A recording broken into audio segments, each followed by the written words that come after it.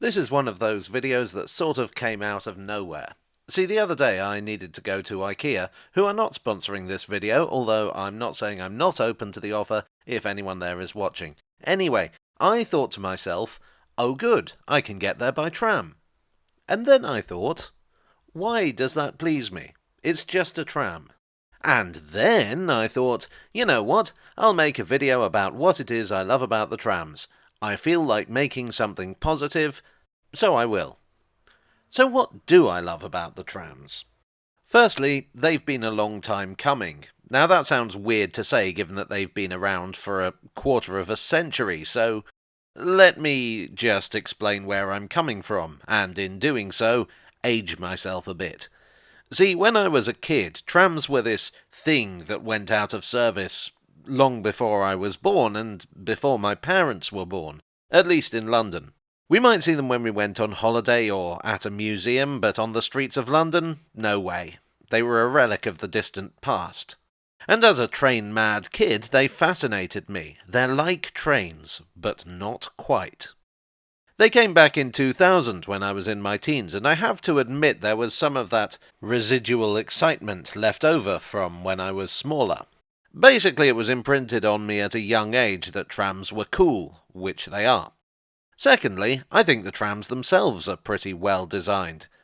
Now, there's nothing particularly special about them. They are variants on existing designs. There are the Bombardier CR4000 type, which are derived from that company's K4000 type, and there are the Stadler Variabahns. I'll be honest, these names mean very little to me, but I feel like I should attempt to provide at least a little bit of educational content in this otherwise fairly self-indulgent video. Modern trams tend to be quite similar across the board because if it ain't broke, don't fix it. Cities on the whole tend to have similar requirements. But builders generally offer plenty of variation outside the basic model, because while different networks may be similar, they will usually have at least some different requirements. The Edinburgh trams, for instance, are unusually long. Sorry, just going to wait for this one to finish going through. The Manchester trams have high platforms, and so forth. All that being said, I think the Croydon trams are very user-friendly. There's plenty of seating, but there's also plenty of standing space, with space for wheelchairs, buggies, or shopping bags. The tram serves a lot of large retail outlets outside of Croydon town centre, as well as the major shopping centres of Croydon itself and Wimbledon, so plenty of space for shopping is a useful thing. As a matter of fact, the stop at Ampere Way was sponsored from 2006 to 2008. For that period, it was IKEA Ampere Way. Curse you, IKEA, you and your middle-class aspirational ways. Still open to that sponsorship, by the way. This IKEA also has what must be one of the tallest adverts in London, in the form of the chimneys from the old power station. This used to be a very industrial area, but when the industry went, it of course left a large amount of open space. And that's why there's so many superstore-type things here.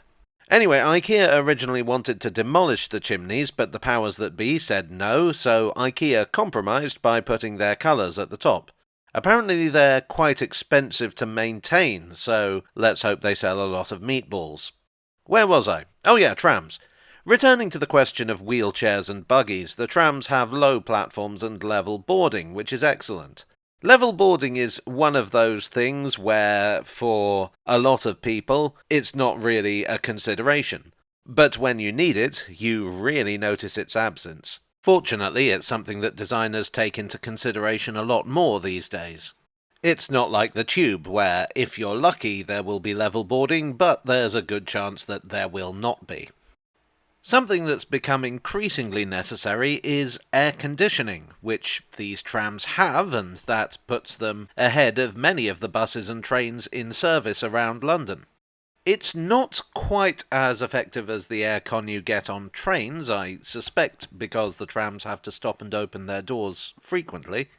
But it's there, and for someone like me who does not do well in the heat, it's great. A little feature I like is the windowsill things. I don't know if that's the correct term. These things by the windows. I can rest my elbows on them. which is nice. Thirdly, there's the cost. The fares for the trams are the same as on the buses, which is £1.75.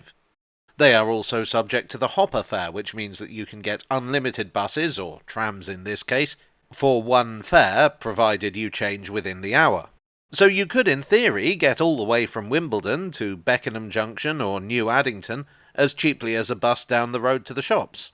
One of the eternal moans about public transport is the high cost of train fares, and let's be real here, justifiably so. So it's good that there is a kind of train that is very cheap. Fourthly, they're frequent. Not only is the fare on these trams the same as the buses, the frequency is very comparable to buses. It's rare that you'll be waiting more than 10 minutes for a tram, at least between Wimbledon and Croydon. Now, to be fair, the tram does divide at its eastern end, with one branch to Elmer's End, one branch to New Addington, and one branch to Beckenham Junction. And I must admit I haven't checked the relative frequency on those branches. If you live on one of those branches, or use them regularly, let me know down below how the frequency is. But it's my recollection that the trams were about one every 15 minutes at worst, which again I think is not bad. Compared to many places, it's pretty good in fact. All this means that the trams tend not to get overcrowded unless something's gone wrong. Now, in the interests of fairness, I should point out that by not overcrowded, I don't mean no standing passengers. There is, as I say, a lot of space for standing passengers. But it's also not Jubilee line in rush hour level packed, and since most people are only making relatively short journeys, seats come free quite frequently. I don't think I've ever been standing for the entire journey. Speaking of the journey, that is the fifth thing I love about the trams. South East London has always been in a bit of a weird position with rail transport. There are lots and lots of railway lines, but they were badly planned and often designed with competition in mind, rather than actual usefulness to passengers. Last month I was interviewed for Dwell.com about the Overground. Is it possible to name drop yourself? I think I just did. Anyway, something I said that didn't make it into the article, probably because Christian Woolmar said something substantially similar but better phrased, was that one of the key factors in the Overground's success was that it linked a lot of hitherto poorly sited and underused lines together, turning them collectively into far more useful routes. And I think you could say the same about the trams. They connect several older, unpopular, or even disused lines together, creating a series of long routes from southeast to southwest London.